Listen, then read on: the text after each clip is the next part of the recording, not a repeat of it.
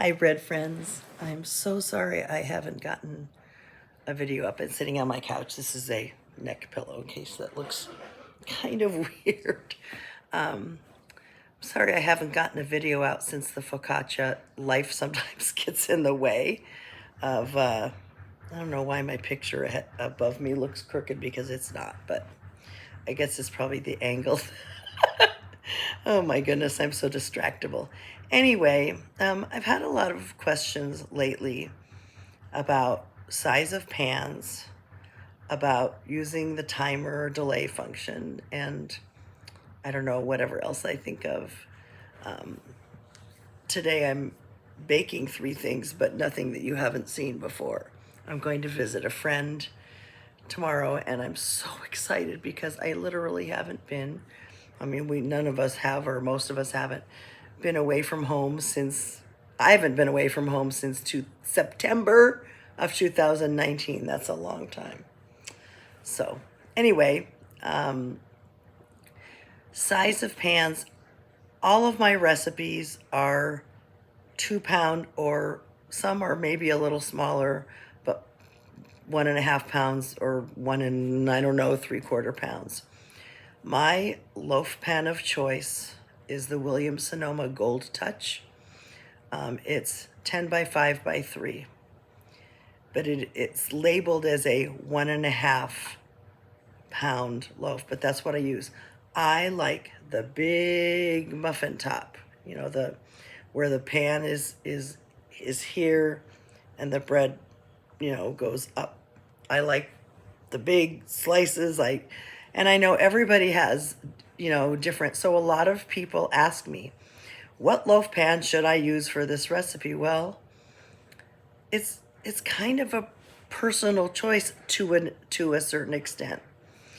You could use a 3-pound loaf pan that's bigger. In fact, I just bought one to use with the Italian bread recipe by Michelle Rose that I posted a couple weeks ago, because that poofed way up, and I thought, well, maybe I can use a longer pan. I'm just gonna try it. It depends on your eating lifestyle.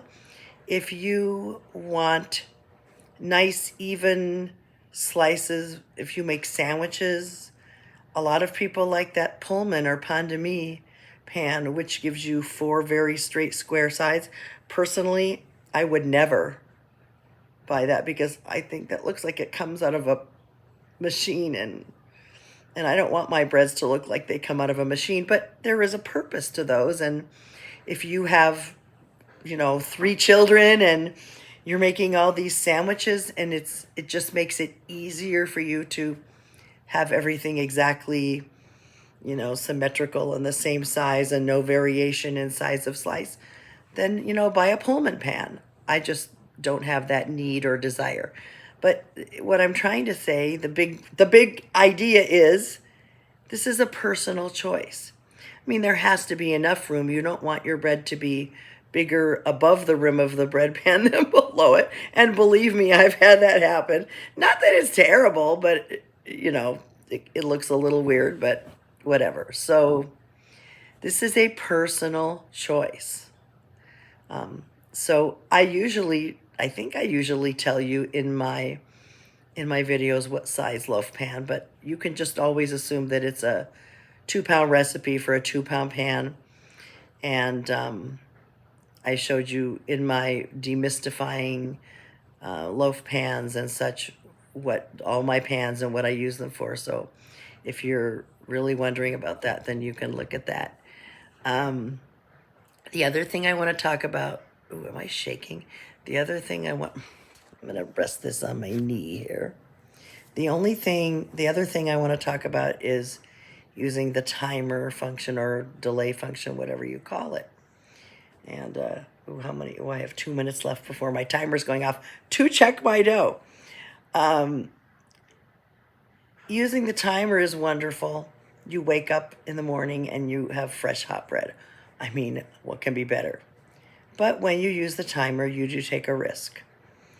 In all of my videos, I tell you, You must check the dough in the first 5 minutes of kneading, in about after it's been kneading for about 5 minutes, to make sure it isn't too wet or too dry.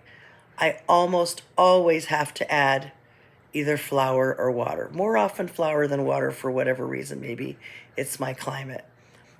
If a recipe says put in 550 grams of bread flour, just for example, and it's still wet, it doesn't mean the recipe is bad. It means that your flour is different, your climate is different, the day of you're making it, the climate is more humid or whatever. You can't predict what you're going to need. So if you are using timer or delay, I warn you that you may have some good breads and some not so good breads. It's just the way it is. I did for years use the timer function, and it in the morning went to find out, how did my bread turn out? And it was a total crapshoot. And I would say that it was, hate to tell you, about 75% to 25% good. It's just the way it is. So what I'm saying about the timer or delay is use at your own risk. All right. If I think of anything else, I'll put another video up. Like I said, I'm going to my friend's house who lives a couple hours away. There's my timer for checking my dough. And when I come back, hopefully next weekend, I have all kinds of plans. I just haven't had time to make a video. All right. Ta-ta for now, as Tigger would say.